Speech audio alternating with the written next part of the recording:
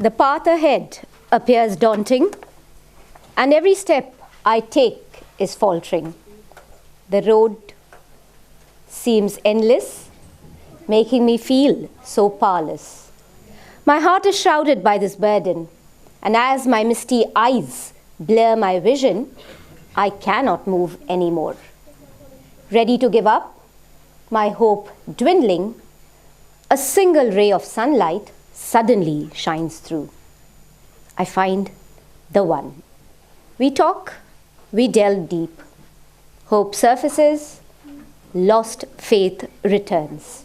Integrative therapy, innovations, and best practices in counseling is the theme of this two-day national seminar convened by Assistant Professor Larissa Rodrigues and the Principal of the Goa College of Home Science, Dr. Mahesh Pai. We had 3 very interesting sessions yesterday, along with a very insightful keynote address delivered by Dr. Anuradha Bakshi. We were also privy to some quality research done in the field of counseling and psychology. We begin day 2, where we left off yesterday, as we continue to be enlightened by the research done in the field of counseling, therapy, and psychology. I now invite Assistant Professor Dr. Nadisha Koilo of the Goa College of Home Science to kindly introduce us to the chairperson at this morning's research paper presentations. I am honored to introduce to you our chairperson for this session, Dr. Mukta Karmadi. Dr. Mukta Karmadi is an associate professor and head of the Department of Psychology at DCT's Dempe College of Arts and Science, Miramar, Goa. She is the coordinator of the IQAC of Dempe College and was the former vice principal of the college. She has a rich teaching experience of 28 years and is member of Board of Studies in Interdisciplinary and Transdisciplinary Studies at Goa University and was a member of Board of Studies in Psychology, Goa University for 2 terms. She is a member of the Goa Psychology Association and the Indian Mental Health Association. She has published several research papers in peer-reviewed UGC-recognized journals and presented papers at many international and national conferences. She has also organized 4 state-level seminars and workshops sponsored by UGC and DHS and several skill development certificate courses in psychology. She was also instrumental in organizing many awareness programs in Goa to prevent child sexual abuse in association with Mukta Foundation, Bangalore. Her areas of interest are education and mental health, which makes her the right person to chair this session of paper presentations of related themes. We are happy to have you with us, Dr. Mukta, and I'd like to request Ms. Nikita Trindad to welcome you with a handmade flower made by our TY students. Thank you, Nikita. Before we begin our presentations, I'd like to remind all our paper presenters to kindly stick to the time of 5 minutes. A placard will be shown to you when you have 1 minute left. A bell will be rung at the end of your time. Please respect the time given. Discussion will be reserved for the end of the session. So those who have questions, please note them down to ask later. Please refrain from social formalities during your presentation so that you can use your time effectively to present your research. Your names and affiliation will be announced before you present. And for more information, you can always check the list of abstracts that we have sent on the participants group. Thank you so much for understanding. We will now begin with the presentations. I would like to invite our first presenter, Rosalind Naik from the Department of Psychology, from Christ deemed to be University, Delhi. Good morning, everybody. The title for my paper is Exploring the Impact of Pandemic on Preschoolers' Social-Emotional Development, a qualitative study on the effects of reduced socialization. The study started at the very peak of pandemic, and I mean to study the after effects of the pandemic on the preschoolers below the age of 6 years old.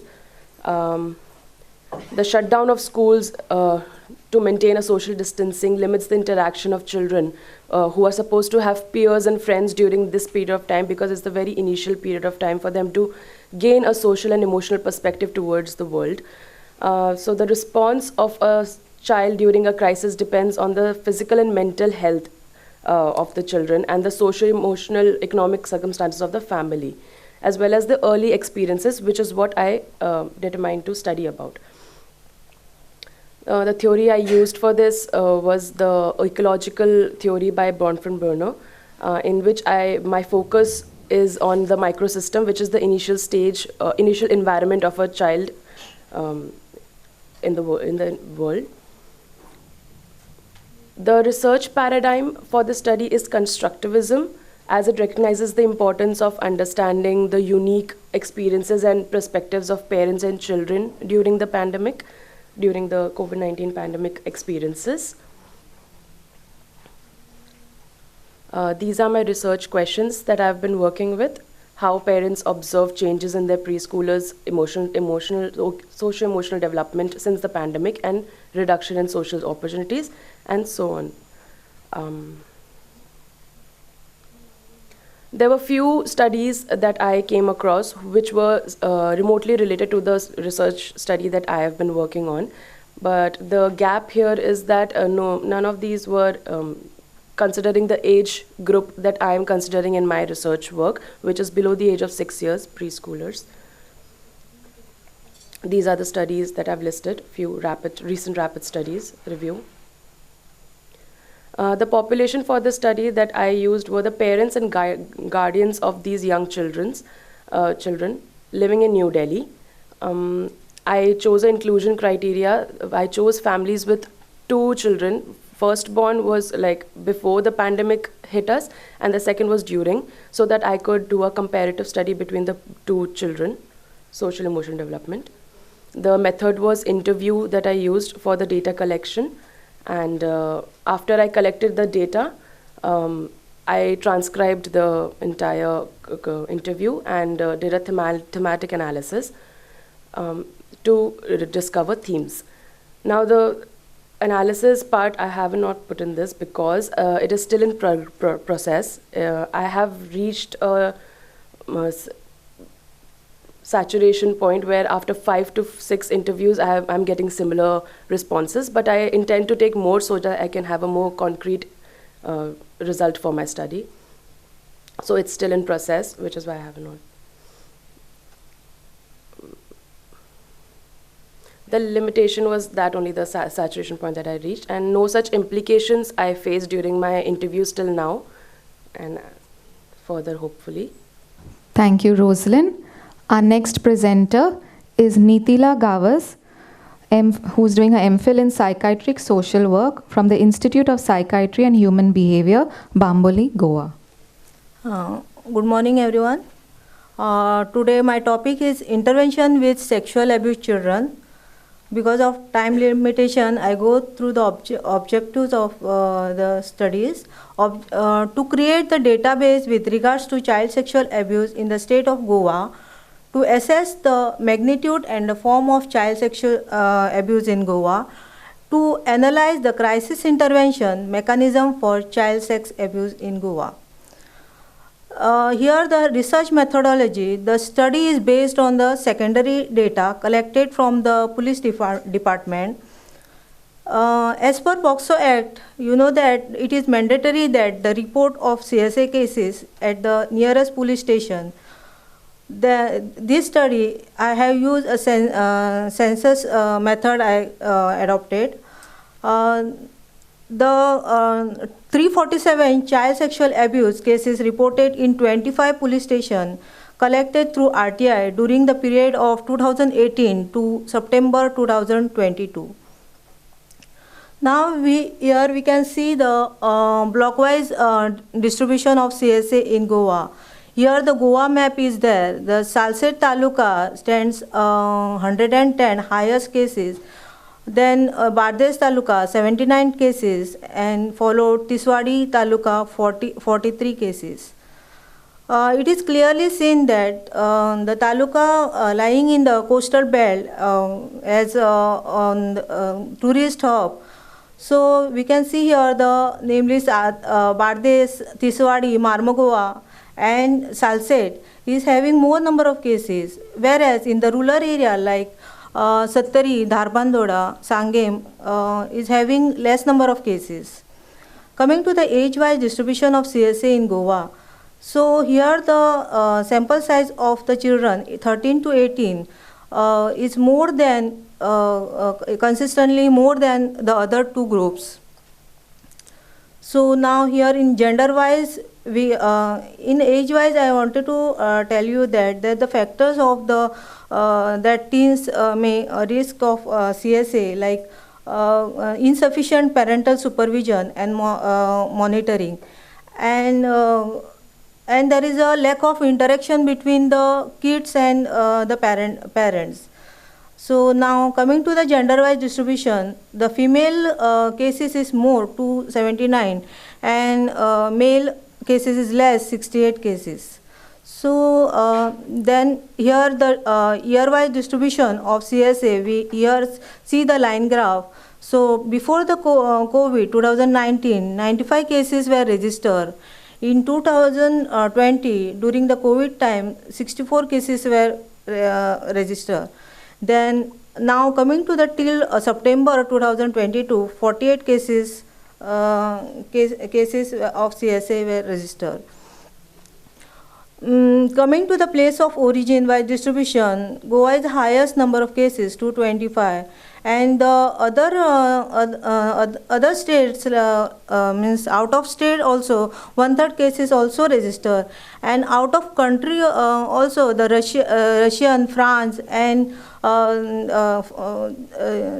Nepal also had also registered few number of cases. The distribution of cases with the type of CSA, the rape cases is highest, followed by molestation and the prostitution. Now coming to the status of the cases, ongoing is 225 cases and convicted 92 cases. Is ongoing is more than the convicted.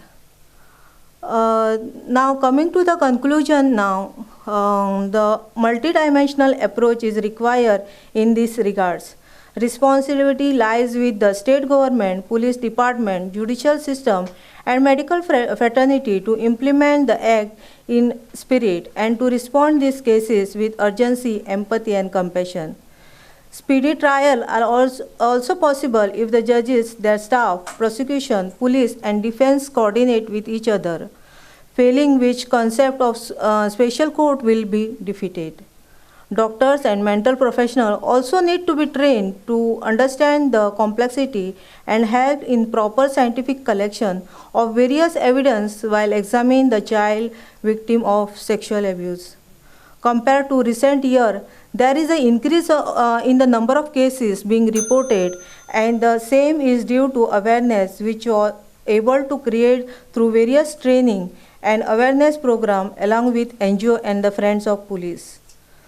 The trial of POCSO cases should be completed in 1 year, but instead there is a huge number of cases pending in the court. The study shows that the graph on the status of court cases of CSA shows 220 ongoing cases, whereas 72 conviction.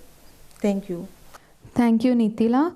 Our next presenter is Lucy Martins, counseling psychologist, educational therapist, Feuerstein instrumental enrichment practitioner, and brain gym teacher.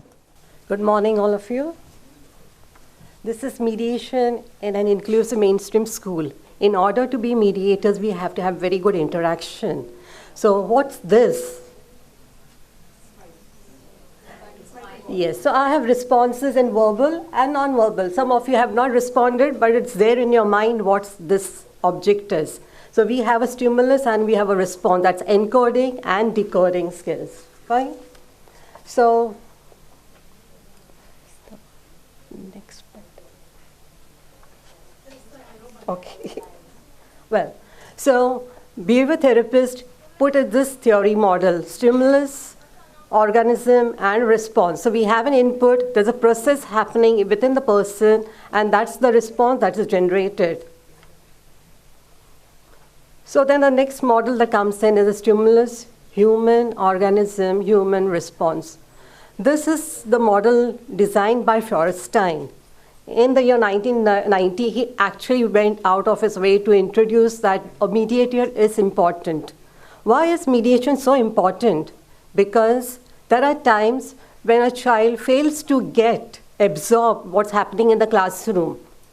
And due to these cognitive deficiencies, the mediator is the one who is going to... Sorry, excuse me. I'm sorry for interrupting you. But we just have to make one urgent announcement. There's a car number MH1335 which is blocking the entrance and preventing somebody from exiting. Anybody in the audience? MH1335 bike. Thank you. Sorry, carry on. So what Feuerstein says that the teacher in the classroom has to come in with intention to teach. So when I come in the classroom, my intention is that I'm going to get some response from my student. And the reciprocal is something that I should be alert of. I have to know each and every student in my class. So only then the reciprocal relationship is going to be built up. And next is the mediation of meaning. In mediation of meaning, I have to know why am I teaching and how am I going to teach? What am I going to do about this ball? So if I want to put a smiley face, I'm going to put a smiley face over here, and that becomes an object of mediation for me. So when the child responds that this is a smiley, face on the ball, so then comes the next thing is about emotions. That is my mediation of meaning. So I'm going to talk about emotions. And then further, I'm going to do it into a transcendence is going to happen, where there is transfer of learning. So this ball can be taught in physics, we talk about kinetic energy. If I want to stick to emotions, I can talk about the flip side of the emotion. A smiley face can become a sad face. And then we are talking more about mental stress and other things that can come in. So there is transcendence of learning that will happen. So now, NILE, the National Institute of Learning Development, we say that when there is mediation, a child is completely focused. It's like the voice is very important. And when the voice is very clear and understandable, children tend to pay attention. And when they pay attention, that means they are listening. And when they are listening, they are going to remember something from there. And when they remember, they are going to remember certain few relevant information that is given. It's like in a class of 35 minutes, none of us can remember everything that is said. So a child is able to pick when there is interpersonal relationship in the classroom. And what's important is after the year, there's something that we need to write. And when it comes to writing, we have to know how rather than what. So how are we going to carry on? So the main focus of National Institute of Learning Development is how to teach rather than what to teach. Because what to teach is just object. It's just an object, more or less. So we need to know how are we going to teach these children. And finally is the decoding. Whatever has been said has to be decoded, and it can be in different means. So talking about Feuerstein, there is an instrumental enrichment program that I've been working on. It's for the past 20 years, I've been working with children of different disability. I've worked with children having dyslexia, autism, and it's really through mediation because there are tools. It's just like a carpenter.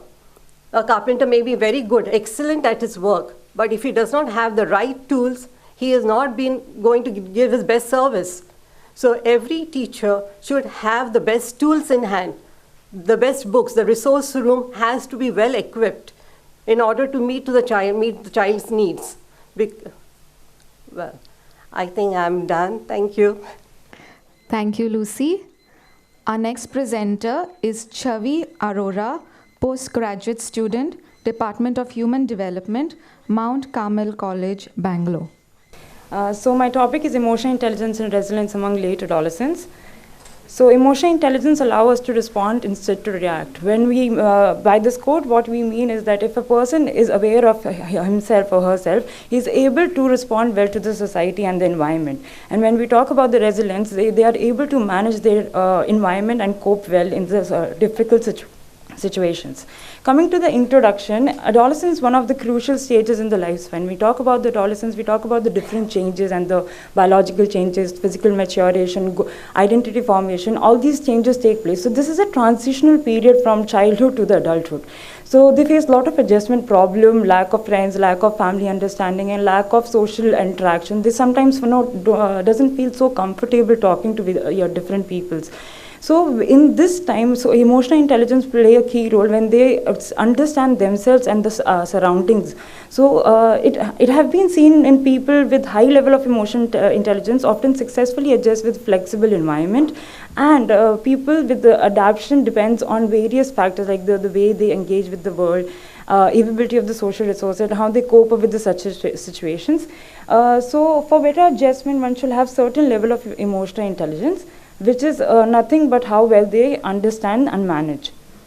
So there is few studies I was able to take off. So in this first study, it was explore the relationship between both emotional regulation abilities and strategies and resilience in sample of adolescents. So the study result came out that emotional regulation ability shows a significant predictor of adolescent resilience. In another study, which was focused on gender difference in emotional intelligence and among adolescents, done in Chandigarh, 150 adolescents of Chandigarh emotional intelligence were tested through standardized emotional intelligence tests, found that girls have higher emotional intelligence than boys. Another relationship in the study was taken like a relationship between emotional intelligence and resilience. It was seen that significant positive correlation between emotional intelligence and the resilience was seen. Research and methodology for my research was aimed to study the emotional intelligence and resilience in late adolescence. The first objective is to profile the emotional intelligence among late adolescents. Second one is to profile the resilience among late adolescents. Third is to compare the resilience and emotional intelligence between late adolescents of Bangalore and Delhi city. And the last one is to understand the relationship between emotional intelligence and resilience among late adolescents. This is the research methodology I take forth. So for my variables, independent variables was age, gender, family, and size of the family and locality. And the independent variables were the emotional intelligence of adolescents and the resilience.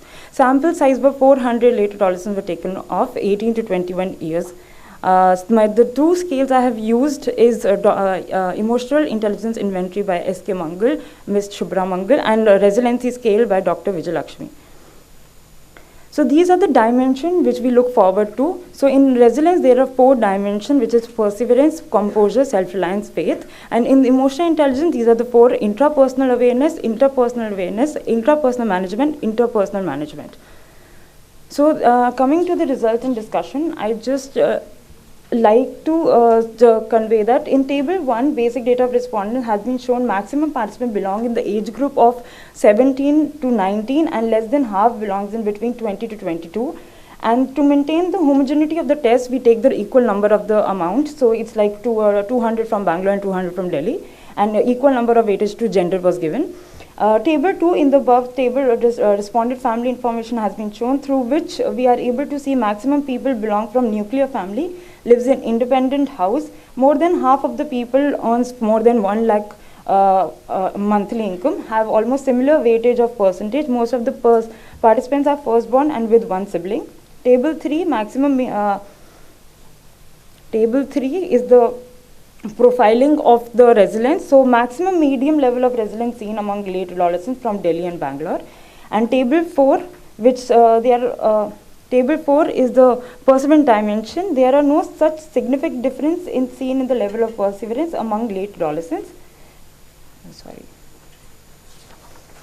Table 5, Bangalore people have slightly better composure than Delhi people. Table 6, there is no significant difference in self-reliance between the 2 cities. Table 7, Bangalore people have better level of faith than people with the difference of just 0.38. Table 8, overall Bangalore shows slightly better resilience level than Delhi late adolescents individuals. Table 9, okay, so I can just come to the correlation part if I can cover. So the table 15 indicates a significant positive correlation between the dimensions of EI and the dimension of resilience. The perseverance and composure dimension of resilience is strong positive correlation with intrapersonal awareness. management at 1% level, and the Delhi table indicates a significant positive correlation between dimensions of EI and dimensions of resilience. The composure dimension of resilience is intrapersonal awareness and interpersonal management. I'd just like to conclude, in the present study, positive strong correlation was observed between dimensions of EI and resilience, which indicate that both emotional intelligence and resilience among late adults are dependent to each other. So if there is EI, high level of EI, there is a chances of getting a high level of resilience. Thank you. Thank you, Chavi. Our next presenter is Rohini Raghu, postgraduate student, Department of Human Development, Mount Carmel College, Bangalore. My topic for today's presentation is influence of older siblings on the social development of adolescents. So in the present day, I believe that social development is definitely in high demand because humans are social beings. But currently, especially in India, there is a high popularity of DING families, that is dual income and no kids families or single children. So the problem that I observed in my real life situations and in interactions with single children are that they lack social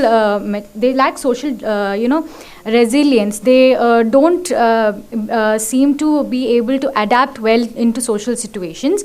So I wanted my aim of my study to be the comparison between the social development of children, especially adolescents, who have older siblings and those who don't, just to find out if having an older sibling can in fact influence the social development of an adolescent.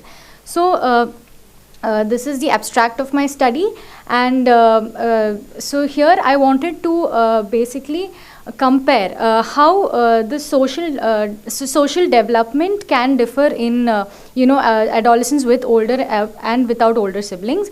I've taken the sample of my study as children with older siblings, the sample size being 168, and those without as 132.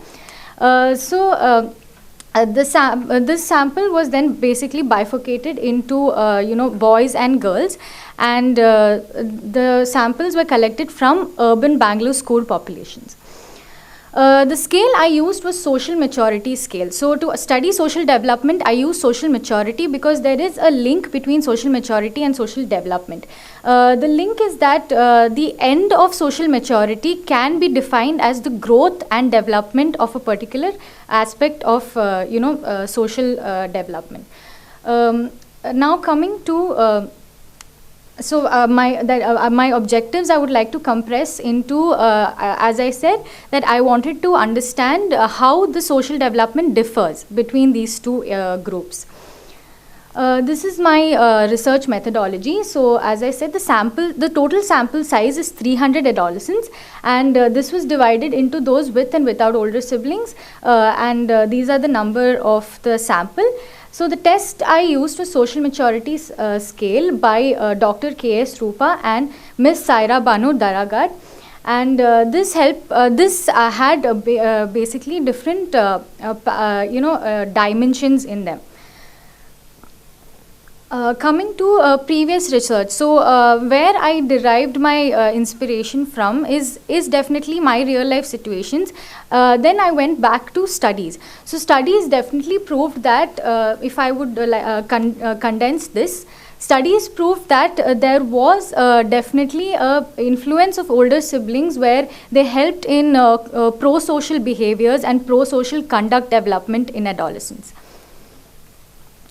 Coming to my results and discussion, as the graphs indicate, it was found that boys with older siblings scored higher in human relations. Human relations are basically your ability to create and form and maintain social bonds.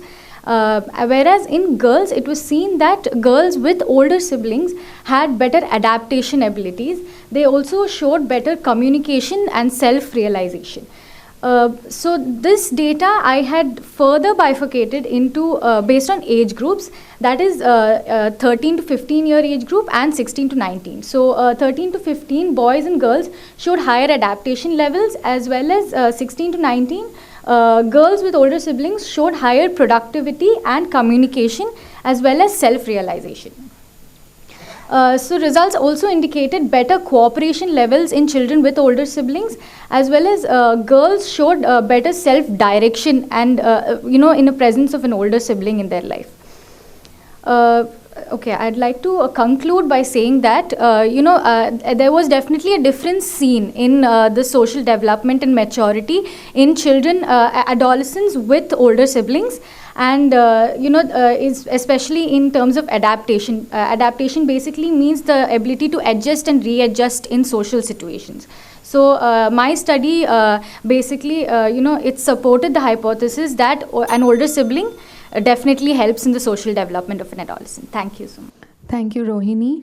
Our next presenter is Riya Ramesh, MSc in Counseling Psychology from Christ Team to be University, Delhi. Good morning, everyone. So my topic for presentation is understanding the determinants of procrastination among young adults. So a lot of people who are around me sort of ask me, procrastination is a very common topic. Why do you want to take this topic? But let me ask you all a question. How many of you all actually procrastinate? Exactly, right? Like, even though it's a very commonly explored topic, it's still a very pervasive issue in our society. Which is why I decided, okay, I'm maybe going to study this topic and also sort of understand contemporary determinants of this happening. So one of the recent reasons it's happening in the nowadays. So the proposed model that I put forth for the purpose of this study is, I took 3 variables which are the independent variables. So there is social zapping. So social zapping is a very new variable. Like, there are only been 2 researches on this. So what it essentially means is to sort of cancel appointments in the last minute and sort of looking for better alternatives in parallel. And fear of missing out, I'm sure everybody knows. Sensation seeking is sort of like a thrill-seeking, adventurous experiences that a person seeks. So I decided to mediate it with the use of impulsivity, and the dependent variable is the procrastination. So for the purpose of this research, I took 5 scales, which are mentioned. These are 5 prominent scales in this field. So I collected information through Google Forms. I received a total of 306 responses, and 294 responses were considered after filtering. So descriptive statistics were calculated. After this, using SPSS AMOS, I sort of tested my model, which I put forth in the hypothesis. So this is the results which got obtained after I actually synthesized it.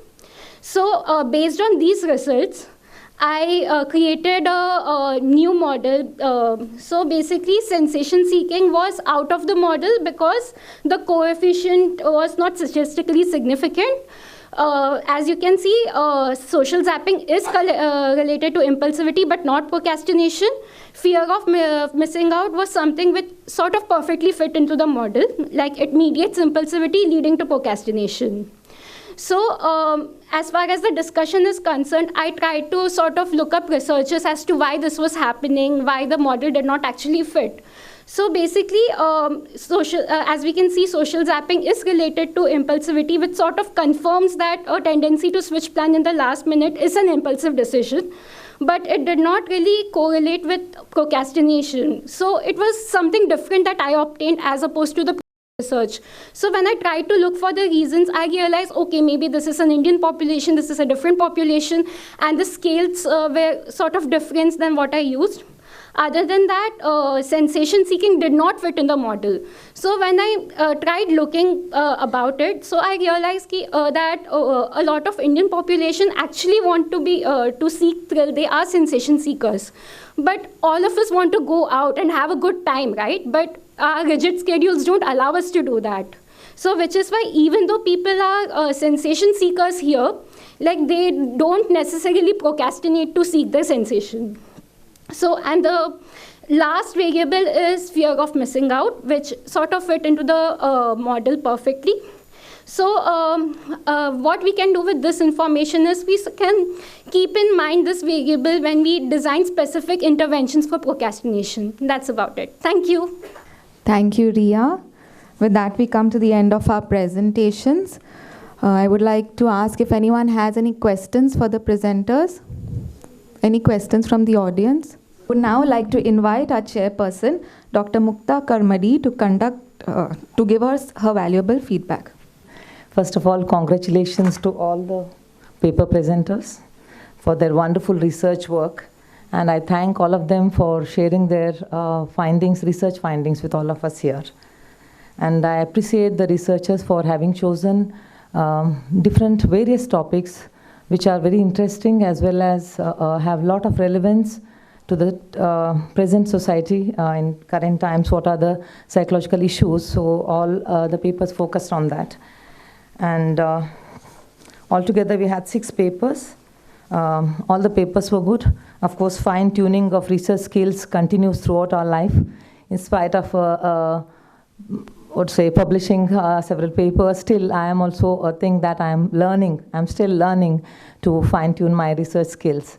And improvisation has to be there, and we have to always reflect on that. And all the papers were good. Only few observations about with regard to certain papers. Lack of socialization due to pandemic and its effect on socio-emotional development. Interview method was used, she said, but the sample size is not mentioned. So you have to be very particular about having all the important features in the research report. So sample size was not mentioned, and analysis is in progress, you said. You could have shared whatever observations you have made till now. Though you said you have reached a saturation, something like that, but definitely whatever work you had done, whatever you observed, those points could have been shared here. And second paper, Intervention for Sexually Abused Children. Excellent paper, appreciations for that. And a secondary data collecting from police department that using RTI, a nice way of getting the complete data, which is not, in the sense, from the sources where the case is reported completely. It's a nice idea, I can say. And one more thing is further for your research, you could analyze the reasons for differences in these areas, the number of cases. I'll say why this is so much of a vulnerability, in the sense going more in detail and finding out, having some intervention for that particular area in schools and panchayats, maybe spreading awareness about child sexual abuse and training the children in terms of how to prevent themselves from being victimized and reporting to somebody. So all such kind of interventions can be done, as well as the reasons why there is so much of a risk there. You can, of course, everywhere it is. Maybe as said, sometimes it may be reported, may not be reported, or basically the awareness about this has to be enhanced.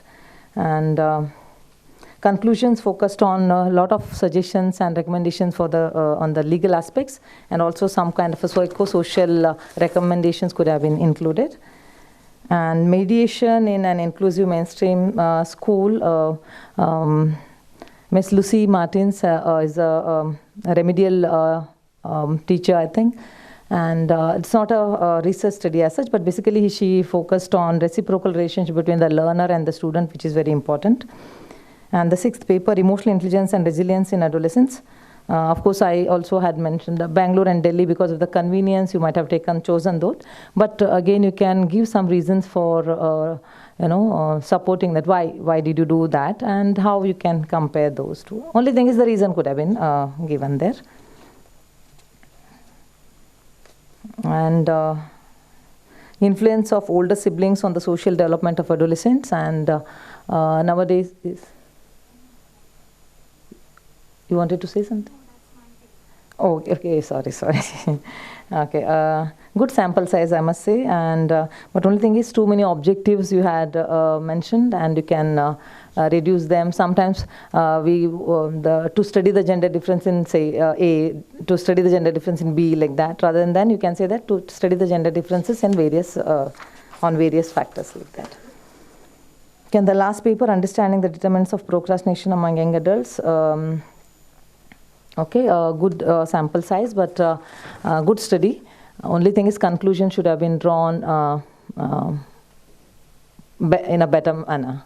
Okay, properly. The conclusions are not, though you have tested the model and all that, the conclusions are not lined with what you have studied, what kind of data you have collected. So these are the some feedback just to improvise. Otherwise, a lot of appreciation for your hard work and basically the interest and courage to come here and share your research experience and being open to the feedback so that you can improvise. As I said, all of us have to continuously do good research work and enhance the body of knowledge in psychology. Thank you very much and all the best to everyone. And I take this opportunity to thank the organizers, Principal Professor Dr. Mahesh Pai and convener Ms. Larissa Rodriguez, and all the organizing committee members for giving me an opportunity to be part of this seminar. Thank you, and it was very really enriching experience listening to many resource people who are very resourceful really and got to learn lots of things from them. Thank you so much once again. It was a very fruitful session. Dr. Karmadi, thank you so much for your insightful feedback. It has contributed immensely to this session and our learnings.